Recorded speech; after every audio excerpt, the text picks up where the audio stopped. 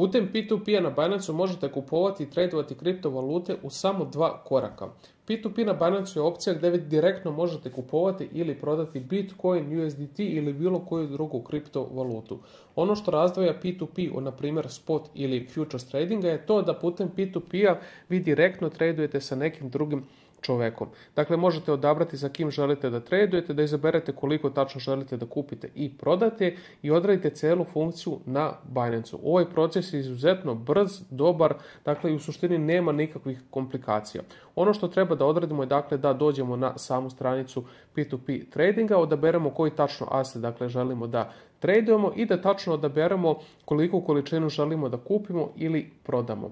Nakon što smo odabrali to, možemo odabrati kako želimo dakle da kupimo ili prodamo, putem koje banke i ceo proces se vrši veoma lako. Na primjer, ukoliko želimo da prodamo USDT, ceo proces ćemo odraditi tako što ćemo količinu USDT-a dakle odrediti i nakon toga odabrati kojeg dakle usera želimo da koristimo kako bi kompletirali sam trade. Odabrat ćemo dakle željenu banku, uneti naše bankovne podatke i sačekati da ceo trade prođe.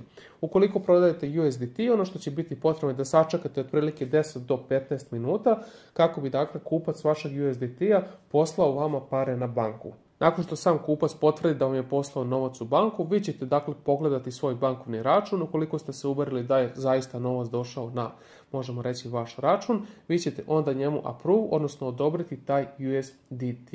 Kao što možemo vidjeti ovdje na samom grafikonu, imamo i neke mere, pa možemo reći zaštite ili istorije samih tradova. Ovdje možemo vidjeti u 30 dana koliko je trader, na primjer, imao ovaj user i dakle koliko je kompletirao tih tradova. Dakle, 99,92% kompletiranih tradova zaista jeste odličan uspjeh. Imamo 3960 tradova. Dakle, putem P2P na Binance-u vi možete provjeravati što se tiče samih detalja. Ovdje možemo provjeriti da li je čovjek verifikovao svoj e-mail, SMS, da li je prošao ID verifikaciju koja je zaista obavezna kako bi koristili P2P i da li je verifikovao svoju adresu. Što se tiče samih ostalih informacija, vi putem profila, dakle, na bilo kog usera, naravno na P2P, možete dobiti i neke druge informacije, započeti diskusiju i napraviti order, pogledati šta čovjek tačno kupuje ili prodaje. Ukoliko imate bilo kakvih problema, naravno putem P2P-a, Binance-ova podrška je uvek tu kako bi vam rešila svaki problem.